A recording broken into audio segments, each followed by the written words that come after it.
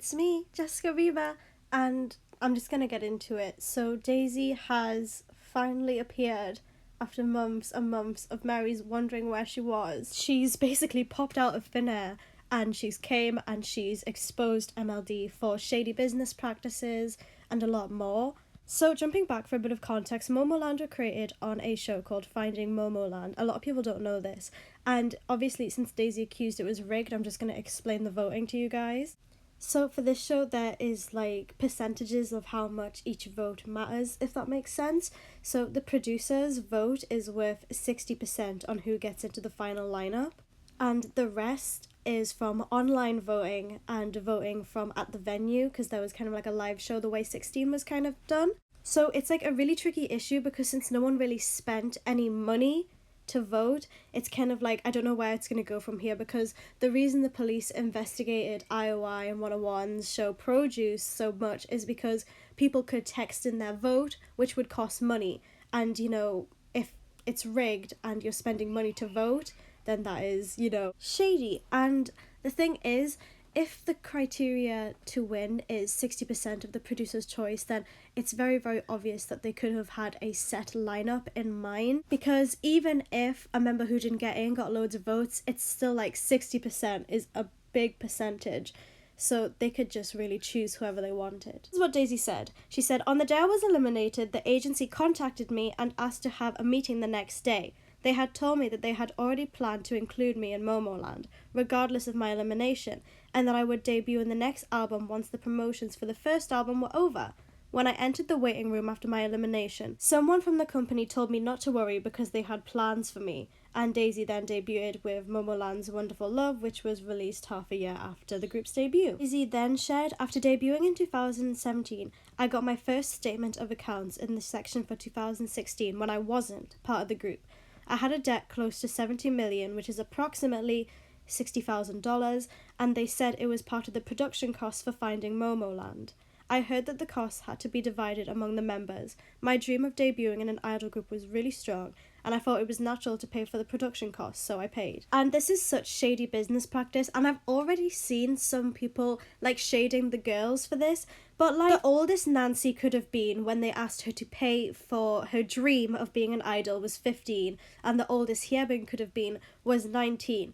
These are young girls, and when you're told that your dream of becoming an idol and debuting is going to happen, you just need to pay a bit. Obviously, these young girls are going to be like, well, sure. And Daisy said that she didn't know that this wasn't common practice and that this was not a common thing to do, where you would have to pay to be on a show and debut.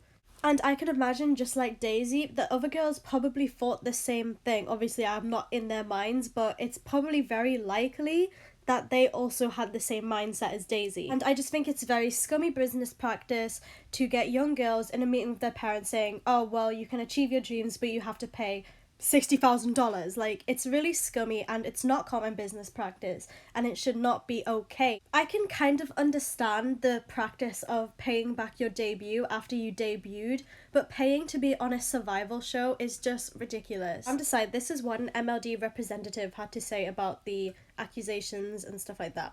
"It's true that we asked Daisy to join the group after their debut album, but it was ultimately possible because Daisy agreed.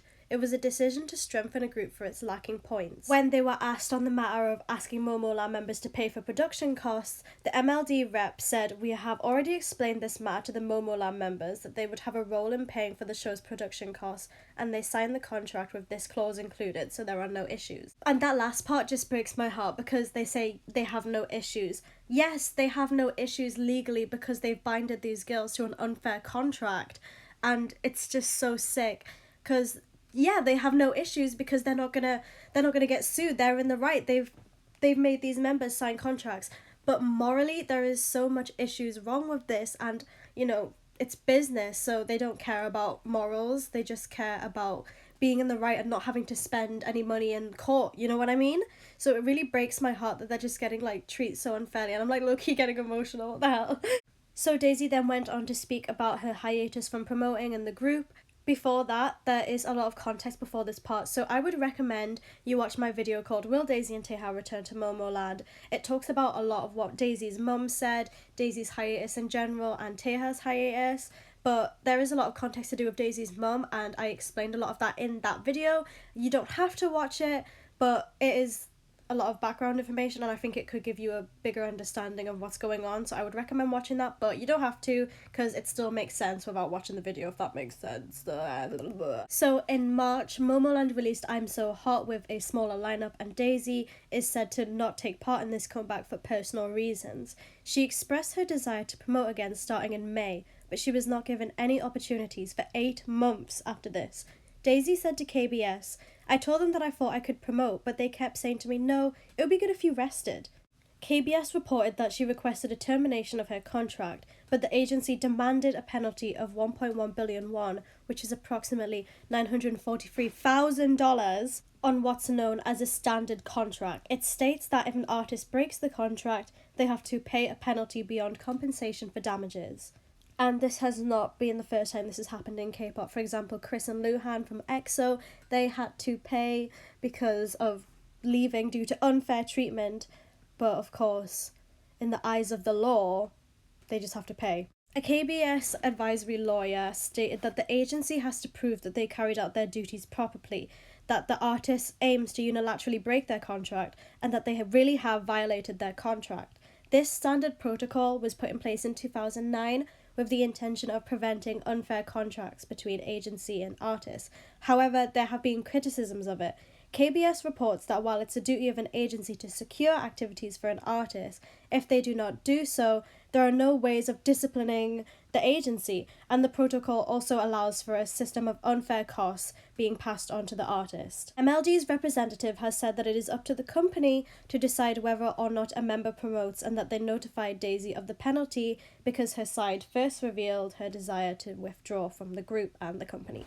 And it is just so unfair, like, it's just so scummy, like, I could go on about how scummy it is, but you guys can already see, like, they make her go on a hiatus, they don't let her come back, and when she asks to leave because they just are making her sit in a dungeon, they want her to pay upfront costs, and it's just so unfair that this is the practice and that we can't do anything about it, and it makes me sick because I just can't imagine how, like, hurt Daisy must feel by this, and it makes me feel really bad, and it's just so heartbreaking because she just deserves so much better.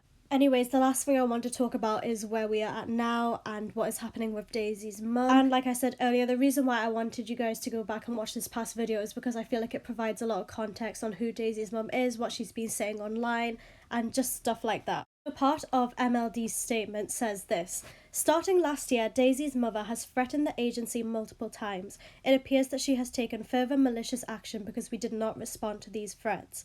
We have prepared documents of proof to refute Daisy's claims, and we intend to respond with legal action. We deeply regret that although we explained this to the reporter in question, KBS only reported one side of the story, that which is being Daisy's." I love Daisy to the bottom of my heart, and I will always love her, and I love all 9 members of Momoland, but I'm trying to think about this with a logical head, and it just doesn't seem like it's looking good for Daisy.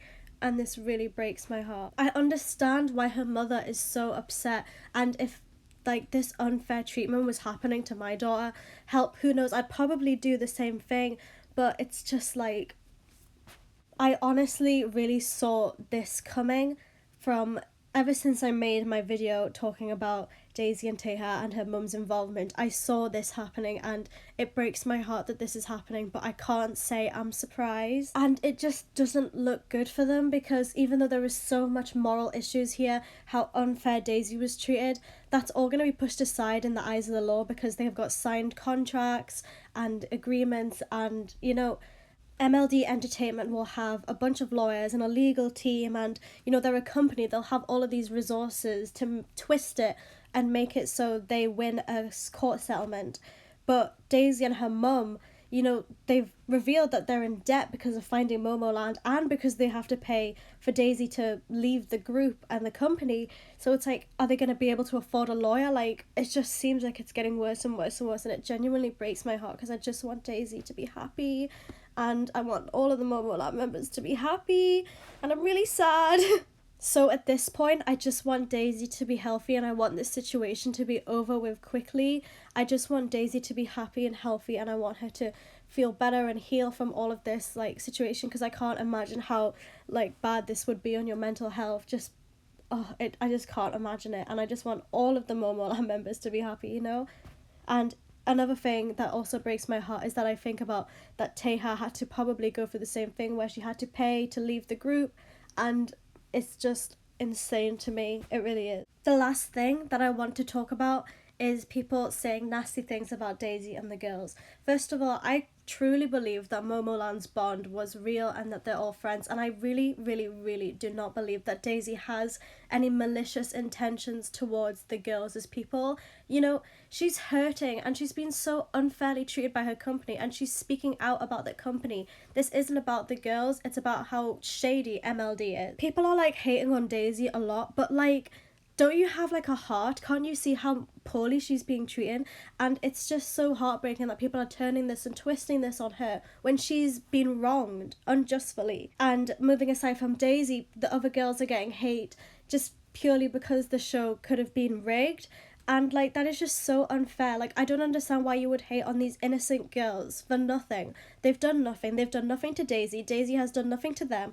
They're just caught in this mess of MLD being shady. It's not their fault MLD is shady. And you just have to be really, really heartless to hate on these innocent girls for something that is just out of their control. So if honestly, like, any of you hate on any of these girls, then it's just heartless and you need to get a life.